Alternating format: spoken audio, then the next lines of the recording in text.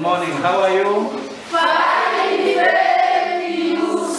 Gusuhuzanya ni umuco abanyeshuri batozwa bakiri bato, aho mu ishuri ribanza rya Nyende rerere mu kagari ka Nyarutarama mu murenge wa Byumba mu karere ka Gicumbi, aho abasuhuzaga umuyobozi mukuru w'ikigo gishinzwe guteza imbere uburezi mu Rwanda REB Dr. Ndayambaje Irene ubwo yasuraga iri shuri muri gahunda y'ubukangurambaga ku ireme ry'uburezi. Abo mu mwaka wa 5 w'amashuri abanza aho yahereye byababereye ihurizo ritoroshye nyuma yo kumusuhuza agasaba bamwe muri abo banyeshuri kumwandikira iyo ndamukanyo ku kibaho. Good morning, sir.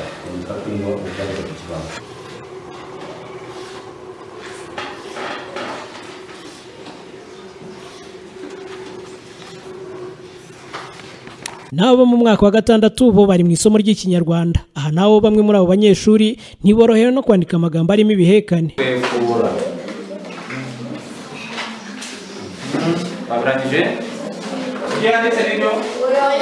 Umwishwa wanjye yarwaye impiswi.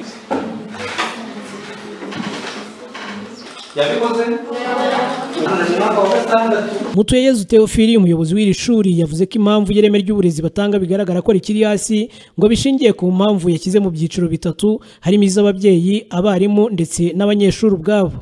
Niba nk'umwana asiba 2 mu cyumweru akaza kwiga 3 ibyo abandi biza adahari ntazagendana nabo.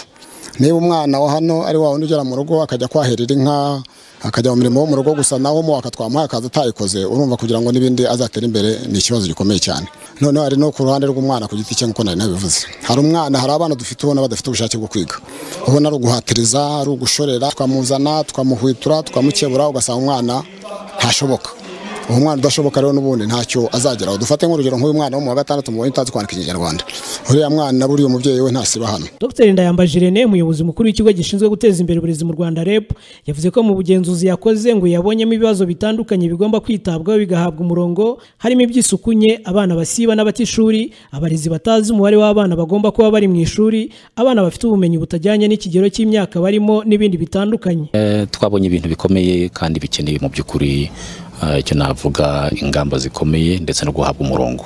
Cya kabiri twabonye nuko mu by'ukuri abana benshi badafite ubumenyi bujyanye n'ikigero cyangwa se cy'umwaka w'amashuri barimo. Uribaza nawe kwinjira mu ishuri y'umwaka wa 5 ugahereza abana akitozo koroshye gashamikiye kuri mara 9 kubya 6 ni kangahe, icyo kibazo kikabananira.